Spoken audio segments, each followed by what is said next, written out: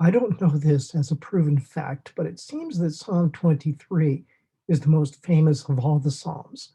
We should remember first that it is David's psalm, and second, that it is Jesus' psalm. As one writer states it, quote, "It's a psalm of our King before it becomes ours in him," end quote. And I noticed that in view of Psalm 21's conclusion of victory and praise, the anguish expressed in Psalm 22 is striking.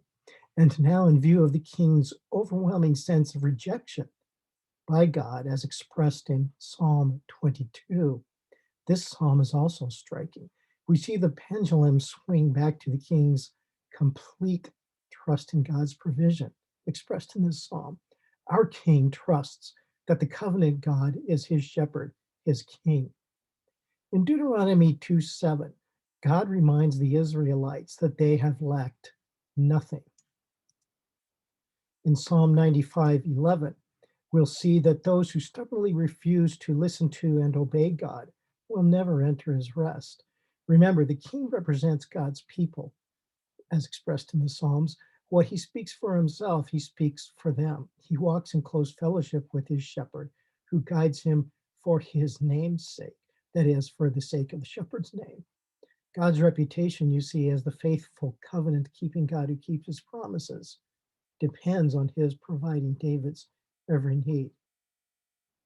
Jesus knew this confidence, and he shared with David the assurance that even though he walked through the darkest of dark, he ultimately didn't have to fear evil.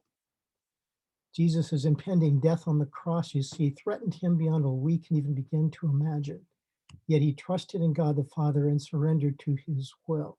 For Matthew 27:38 says that he told three of his disciples, "My soul is overwhelmed with sorrow to the point of death." And Luke 22:42 through 44 reports some of Jesus' prayer and pain in these words prior to his going to the cross. Jesus said, "Father, if you are willing, take this cup from me, yet not my will, but yours be done." Luke continues that an angel from heaven appeared and strengthened him. And being in anguish, he, that is Jesus, prayed more earnestly, and his sweat was like drops of blood falling to the ground.